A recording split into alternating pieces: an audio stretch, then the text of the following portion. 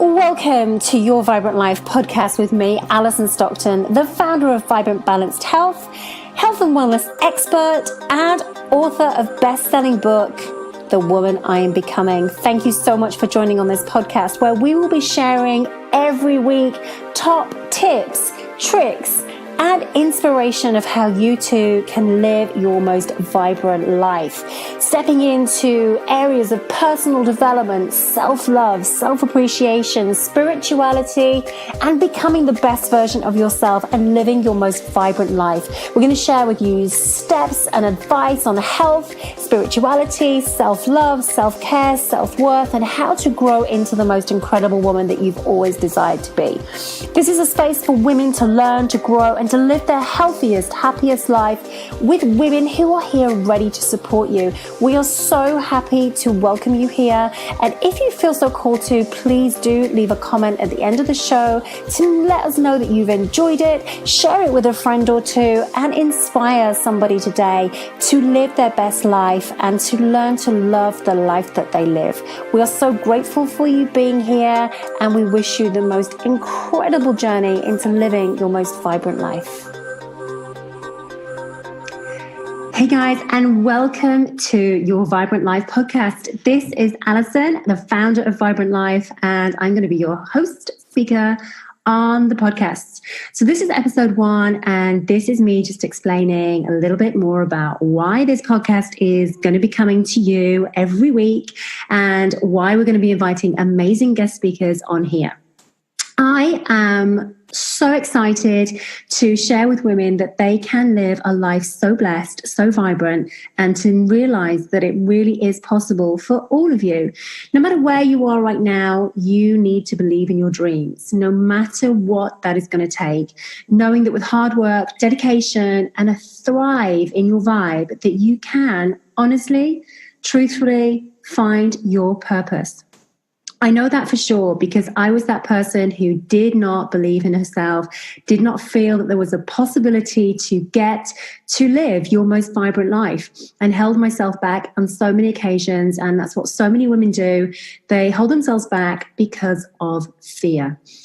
Some people say fear is not real. Some people say you can get over your fear, but fear is real. Fear is there, and it's something that's been within our human race for as long as we have been in survival. And here's why. It's because it is a natural instinct. When something we think is going to hurt us or harm us, we go into this fear. So we can hold ourselves back, we can hide, and we think by doing so, that fear will pass. But when that fear passes, usually we haven't made a step forward, so therefore we haven't progressed, we haven't made any changes, and we don't feel like we're living our true purpose in this life. So I want to share with you that sometimes when you're in the darkest time for you, a darkest place, and you may not be living your most vibrant life, I really want you to truly know that it is possible. So you might be listening now and going, yeah, right, whatever. My life has been like this for such a long time. It's never going to be different. That there is the reason why. If you're holding back and constantly thinking in the past or what's happened in the past and not being able to step into your true purpose and desire for your life, then that will hold you back. So within the Vibrant You podcast, we want to share with you that anything truly is possible for you. And you have a choice. You have a choice to really find your vibrant you. And the more you can find your vibrant you, the more you can live your life fully, happily, and unapologetically. So let's take a look at how I actually began and why I wanted to bring this to you. So my story when I was growing up wasn't really the best. I had a great family. It was supported. We used to have lots of family gatherings. We weren't particularly religious. We went to church every now and then. And I think my church days stopped when I was about 7. But I know my mum was always spiritual, always into tarot cards and spirituality and crystal healing. But we never really were very religious. And that was fine. So we didn't have that. We needed to go to church all of the time, but just knew that there was something out there, whether it be the divine, the universe is listening to you, whatever it might be.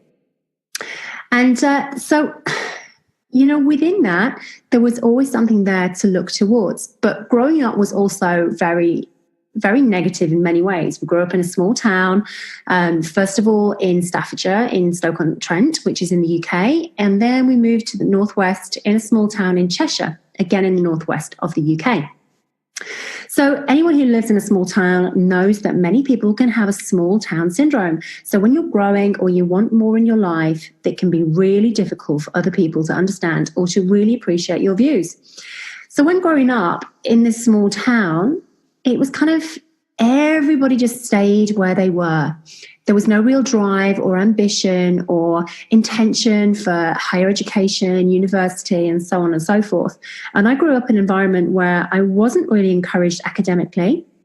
There was never really any pressure put on me to do well in school or to do well in my exams. There was absolutely, definitely not even a talk of university. That is something that had never happened in our families on either side, either on my father or my mother. So university was never really something that was going to be on the cards.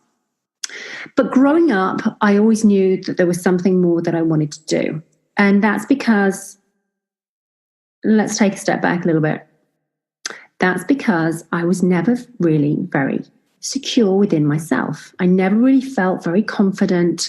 I never really felt that I fitted in, and I never felt good enough. I remember, can you imagine a 6-year-old girl? I wanted to go to ballet. My mum got me all the gear. I had no idea, and I went to the ballet class, and it began. I felt like I was the fattest kid in the ballet hall, and everybody around me was super slim. The hair was perfectly tied up on a bun on top of their head, and they looked so graceful and elegant. And I just was in that room, and I almost felt frozen. I didn't feel good enough. I didn't feel that I fitted in, and I just really hated the way that my body was. I remember looking at my thighs, at my stomach, at my whole body. I had freckles. I wasn't the prettiest. And I just never wanted to go back, and I didn't go back. And those feelings of not feeling good enough, always feeling overweight, never feeling that I was the right body shape or size, continued with me pretty much through my entire childhood and into my teen years. I would hide myself in the sports hall, in the changing rooms when it came to sports, because I didn't want anyone to see me. I didn't want anyone to make fun of me. And I was made fun of. I was made fun through my entire school life, and I hated going to school. When you're picked on and you're criticized and you're left to feel small and down, then that can really have a massive impact on your confidence.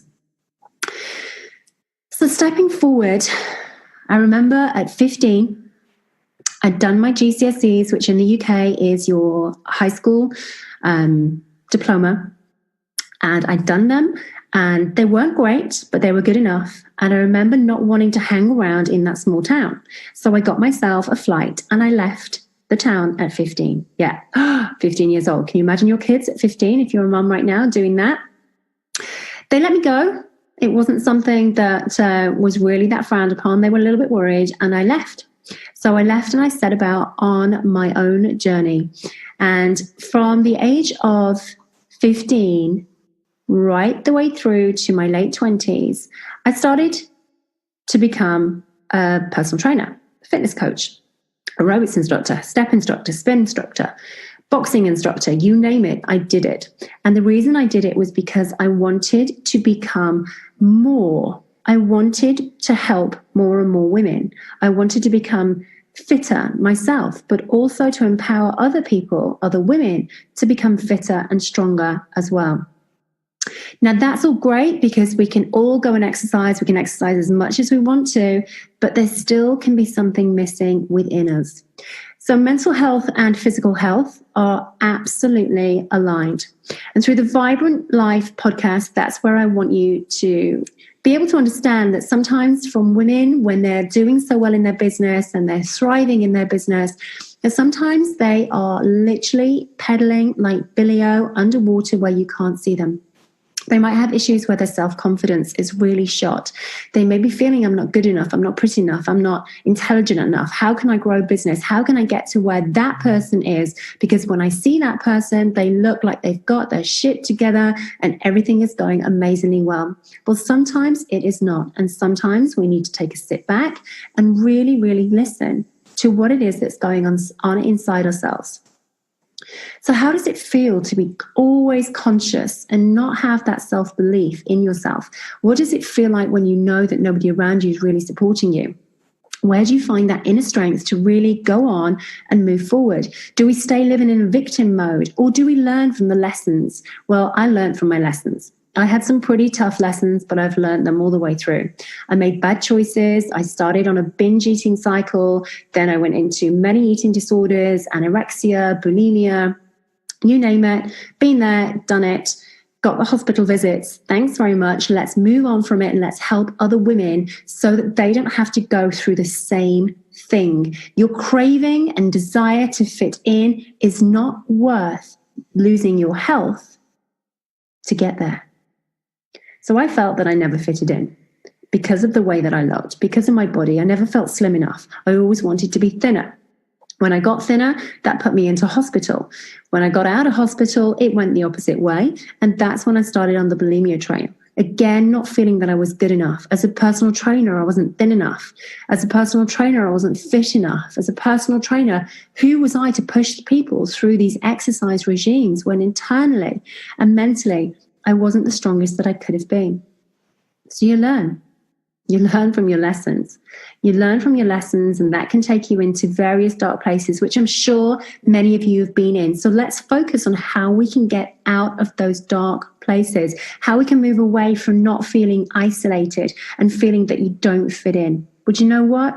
You don't need to fit in, because if you're trying to fit in with a crowd that you have to try with, then they're not your crowd. They're not your tribe, and they are definitely not your people. So how do we move forward from that? You need to just dig a little bit deeper. You need to literally stay with your truth and find a way, find a friend, and find your inner confidence to really understand what your purpose in this life is. Knowing that whatever has happened to us in our past, we do not need to stay in victim mode. What we need to do is move forward from it, learn from it, and help others to be the best version of themselves. And to understand that you literally have complete permission to use your lessons and to grow and to move forward. And it's time to step away from judgment. Don't let anybody hold you back with their judgment, and don't let yourself hold you back with your own judgment of what others would think, because it's none of their business. And their opinions are none of your business. So let's move forward and away from it. And being small, honey, it does not help you, and it does not help the people that you need to reach and touch with your message and in your life of how you have reached your vibrant life. And if you're not there yet, knowing that you absolutely can get there, one step at a time, one baby step at a time. Judgment is not somewhere that you want to stay in. And, you know, in my heart, I knew that moving away from judgment was the right thing to do. It took me a lot of time and it took me a lot of lessons, but it was time to stop holding myself back. And if you're holding yourself back right now, your life is just on pause. Let's release the pause button and let's go for the best vibrant life you can. So many people's life can look vibrant from the outside, right? But what is it like on the inside? What is it like to wake up every day knowing that you are living your best life, knowing that everything you do is for the purpose and the passion and everything that you've desired? Living in lack of confidence is something that can be learned. It's like a muscle. We can learn that confidence muscle. Simple things like standing in front of the mirror and telling yourself, I am worthy. I am amazing. I am intelligent. I have so much to give and I am ready to share the message. The more you instill confidence in yourself, the more you tell yourself you are amazing. And it's not in a conceited way. It's because you are amazing, and we're all amazing, and we're all individuals, and we all have so much unique power and strength to give out to this world. So I wanted to close myself in at this point when I wasn't feeling that way. And honestly, that confidence just shatters. So you have to rebuild it. And one of the biggest steps for me was finding Louise Hay's book, which was Heal Your Life. That was a big step forward for me. Gabby Bernstein, amazing book, Judgment Detox. If you haven't got those books, I truly advise you to go and get them. Sometimes these books just fall on you at the right time, or a friend gives them to you and you just know it was divine timing that you have those books, you can step forward and move on with your life. But that's what this podcast is for as well. We're going to have these amazing guests on to really help you with your confidence, help you to understand that wherever you are right now, you honestly can live your most vibrant life, step by step. So from there, I moved into becoming a health and wellness coach. Why did I leave personal training? Because I loved personal training. But hey, I'm not getting any younger, and it's not just about the aesthetics, and it's not just about pushing yourself in the gym. And trust me, I used to push myself in the gym for 2 hours a day, if not more, every single day. And it didn't make me happy. It didn't make me happy. I used to get clients saying to me, but it's okay for you. Look at you. You look amazing.